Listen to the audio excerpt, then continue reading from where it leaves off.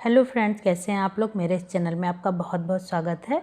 और हम पढ़ेंगे जो इम्पोर्टेंट क्वेश्चन हैं आपके आने वाले एग्ज़ाम के लिए। उन्हें देखिए, ये क्वेश्चन जो मैं आपको बता रही हूँ ये आपके एग्ज़ाम में बहुत ज़्यादा रिपीट होते हैं। अगर आप ध्यान से सुनेंगे, इन्हें लर्न करेंगे तो आपके लिए बहुत बेनिफिट होगा। और आप खुद ही जब आप एग्ज़ाम देंगे तो आपको लगेगा कि ये पेपर के ये जो क्वेश्चन है वो कितनी बार रिपीट हुए हैं। ठीक है, तो बाकी मैं लास्ट में आपसे 2 क्वेश्चन पूछूंगी, उसके आंसर आप दीजिएगा कमेंट बॉक्स में। और चलिए स्टार्ट करते हैं।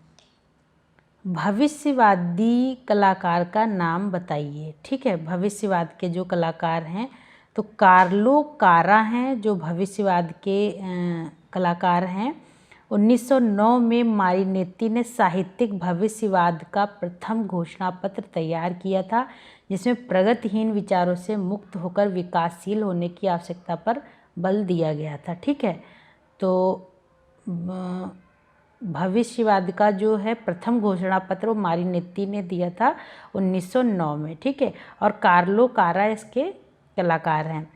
उसके बाद नेक्स्ट है, पुस्तक मीनिंग ऑफ आर्ट के लेखक कौन है। तो हर्बर्ट रीड जो हैं वो मीनिंग ऑफ आर्ट के लेखक हैं। और 1931 में 1931 में यह पुस्तक लिखी गई थी। उसके बाद नेक्स्ट है, रूओ का गिरजाघर नामक चित्र मतलब किस कलाकार से संबंधित है। रूओ का गिरजाघर, तो देखिए क्लोद मोने जो थे वो प्रभाववाद के थे और इन्होंने रूओ का गिरजाघर नामक चित्र का निर्माण किया था।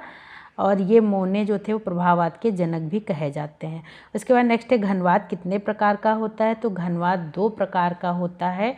घनवाद कला आंदोलन का प्रारंभ 1907 ईस्वी में पिकासो के द्वारा हुआ था, ये आप सभी जानते हैं। और अवन्नियों की स्त्रियां जो इन्होंने चित्र बनाया था उसके द्वारा घनवाद की शुरुआत हुई थी। और यहाँ पर घनवाद जो है 2 प्रकार का है, मतलब यहाँ पे स्टार्ट हुआ था 2 प्रकार का। पहला था संश्लेषणात्मक घनवाद और दूसरा था विश्लेषणात्मक घनवाद। तो देखिए, आपसे अगर घनवाद कितने प्रकार का होता है 2, 3, 4, 5 ऐसे पूछेगा तो आपको 2 प्रकार का लगाना है, संश्लेषणात्मक घनवाद, विश्लेषणात्मक घनवाद। घनवाद के प्रारंभिक कला में ब्राक एवं पिकासो दोनों ने वस्तु या प्राकृतिक दृश्य के अंतर्गत आकारों का विश्लेषण करके घनवादी रचनाएं की थी। और इसीलिए इस काल के घनवाद को विश्लेषण घनवाद कहते हैं। ठीक है, उसके बाद नेक्स्ट है, निम्नलिखित कलाकारों में स्वच्छंदतावाद से किसका संबंध है। ठीक है, तो देलाक्रा जो थे वो स्वच्छंदतावाद से संबंधित थे। ठीक है, और इन्होंने रोमांसवाद, जो स्वच्छंदतावाद रोमांसवाद है उसको पराकाष्ठा पर ले जाने का कार्य किया था देलाक्रा ने। और पहले जो थे वो जेरी कार्ड थे। ठीक है, और देलाक्रा को रोमांसवाद का प्रणेता भी कहा जाता है और प्रभाववाद के पूर्वज भी कहे जाते हैं देलाक्रा। ठीक है, और देलाक्रा का जन्म 1798 ईस्वी में हुआ था। और इनके द्वारा कुछ बनाए हुए प्रमुख चित्र हैं, जैसे यमलोक में दाते, कियोस में मानव संघार, चारा गाड़ी, मोरक्को के वृत्तवात आदि। ठीक है, उसके बाद नेक्स्ट है, फ्रायड के सिद्धांत एवं मनोविश्लेषणात्मक ज्ञान ने किस प्रकार के चित्रों का विकास किया है। ठीक है, तो देखिए अति यथार्थवादी मतलब अति यथार्थवाद को लेकर फ्रायड के मनोविश्लेषण सिद्धांत पर अति यथार्थवादी कला आंदोलन का जन्म हुआ था।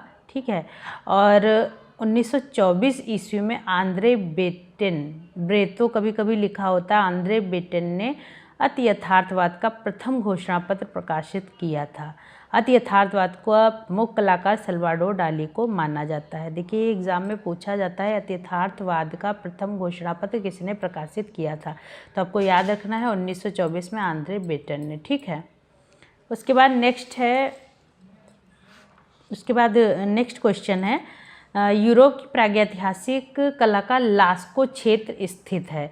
तो लास्को गुफा जो है वो फ्रांस की गुफा है और ये जो है दक्षिण फ्रांस में स्थित है और 1940 में इसकी खोज हुई थी। ठीक है, किसने की थी, ब्रुइल महोदय ने इसकी खोज की थी। और इस गुफा में जो सबसे ज़्यादा स्थित विशाल कक्ष का नाम है वो जंगली वृक्षों वाला कक्ष है, जिसकी लंबाई 18 फुट है। मैंने पिछली बार भी ये क्वेश्चन आपको बताया है। ठीक है, लास्ट वीडियो में। तो लास्ट को आप याद रखिएगा। और इस गुफा को जंगली वृषभों का वाला कच्छ भी कहा जाता है, ये अक्सर एग्जाम में पूछा जाता है। ठीक है, उसके बाद नेक्स्ट है वाइजेंटाइन कला का सर्वश्रेष्ठ उदाहरण पाया जाता है। तो वाइजेंटाइन कला आप जानते हैं छोटे छोटे कांच के टुकड़ों से जो निर्मित होती है वो वाइजेंटाइन कला कही जाती है। और गोथिक में रंगीन कांच की खिड़कियों का प्रयोग हुआ था। ठीक है, तो वाइजेंटाइन कला का सर्वश्रेष्ठ उदाहरण पाया जाता है तो शान विताले गिरजाघर में इसका जो सर्वश्रेष्ठ उदाहरण है वो पाया गया था। इसमें अष्टभुजी वाइजेंटाइन भवन दिखाई देते हैं, बने हुए हैं, और जिसकी रचना 546 से 548 ईस्वी के मध्य हुई है। ठीक है, इसकी दीवारों में यहाँ के गिरजाघरों में स्थान स्थान पर खिड़कियाँ, मेहराब, गुंबद, अर्धवृत्ताकार गर्भगृह आदि निर्मित हैं और विविध बहुत प्रकार के मणिकुट्टम चित्रों के द्वारा अलंकृत किया गया है। उसके बाद नेक्स्ट है प्रथम चरण की वाइजेंटाइन कला कहाँ पाई जाती है। तो प्रथम चरण की जो वाइजेंटाइन कला है वो कॉन्स्टेंटिनोपल के समय में पाई जाती है। सम्राट कॉन्स्टेंटाइन प्रथम 306 ईस्वी में गद्दी पर बैठा था और वहीं से ये कॉन्स्टेंटाइन के समय से ही प्रथम चरण में वाइजेंटाइन कला पाई गई थी। ठीक है, उसके बाद नेक्स्ट है वाइजेंटाइन कला की श्रेष्ठ दूसरी बड़ी इमारत कौन सी है।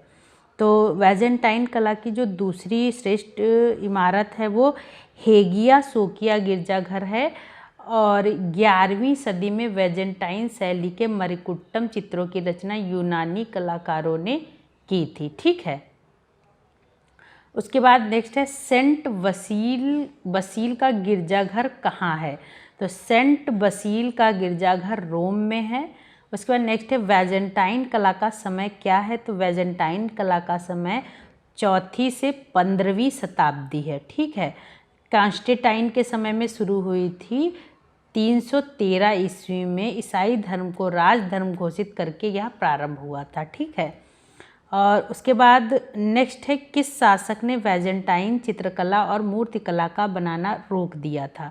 तो शार्लमैन जो थे उन्होंने, जो मूर्तिकार थे, उन्होंने वाइजेंटाइन चित्रकला और मूर्तिकला का बनाना रोक दिया था। इन्होंने आकृति निर्माण का विरोध किया था।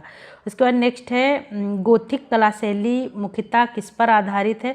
तो स्थापत्य शैली पर गोथिक कला शैली मतलब वास्तुकला शैली पर यह मतलब मुख्यतः स्थापित की गई है स्थापत्य शैली में। ठीक है, और गोथिक शैली का उद्भव रोमनस्क कला शैली से हुआ है और गोथिक कला शैली में सबसे पहले गिरजाघरों का निर्माण किया गया था। गोथिक कला शैली में बड़े बड़े मेहराबों का प्रयोग किया गया था और बड़ी बड़ी मीनारों का निर्माण भी किया गया था। बड़े बड़े दरवाजे थे, बड़ी बड़ी खिड़कियाँ बनाई थी जिनमें रंगीन कांच के टुकड़ों से चित्रकारी करके सजाया गया था। ठीक है, उसके बाद नेक्स्ट है गोथिक शैली के स्थापत्य का जन्म कहाँ हुआ है। ठीक है, तो गोथिक शैली के स्थापत्य मतलब भवन निर्माण। ठीक है, स्थापत्य का जन्म जो है वो सेंट डेनिस गिरजाघर में हुआ था। उत्तरी फ्रांस में 12वीं शताब्दी में यह यहाँ से शुरुआत हुई थी। ठीक है, और यह एक वास्तुकला शैली है। गोथिक कला का प्रथम उदाहरण फ्रांस के पेरिस में स्थित सेंट डेनिस के गिरजाघर में हुआ था जो लगभग 1135 ईस्वी से बनना प्रारंभ किया गया, मतलब शुरुआत हुई थी यहाँ से 1135 ईस्वी से बनाना प्रारंभ किया गया था। ठीक है, तो ये आपके क्वेश्चन हो गए यहाँ तक। ठीक है, और थोड़ा सा टफ है ये वाइजेंटाइन कला और गोथिक शैली के बारे में मैंने बताया है। आप ध्यान से सुनेंगे, आपको अच्छे से याद हो जाएगा और अच्छे से लर्न कर लीजिएगा। अब आपसे मैं 2 क्वेश्चन पूछ लेती हूँ। देखिए, पहला क्वेश्चन है गोथिक युग का चित्रकार जिसके चित्रों ने पुनर्जागरण काल की चित्रकला को जन्म दिया था। ठीक है, पहला ऑप्शन है चिमाबू, दूसरा दुच्चो, तीसरा है जियोत्तो और चौथा है बोत्तिचेल्ली। कौन था इसमें से? ठीक है, आप वो गोथिक युग का चित्रकार जिसके चित्रों ने पुनर्जागरण काल की चित्रकला को जन्म दिया। ठीक है, इसमें से एक ऑप्शन आपको बताना है।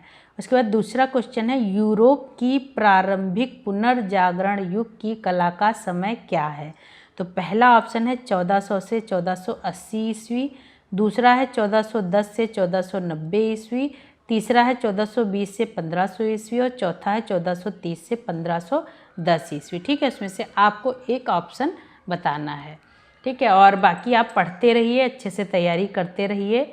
और ये समय है आपके पास, लॉकडाउन चल रहा है, ठीक है, तो अच्छे से ये समय मिला है आपको पढ़ने के लिए, तो आप पढ़ाई में अपना समय दीजिए, जितना ज़्यादा अच्छे से तैयारी कर सकते हैं कीजिए।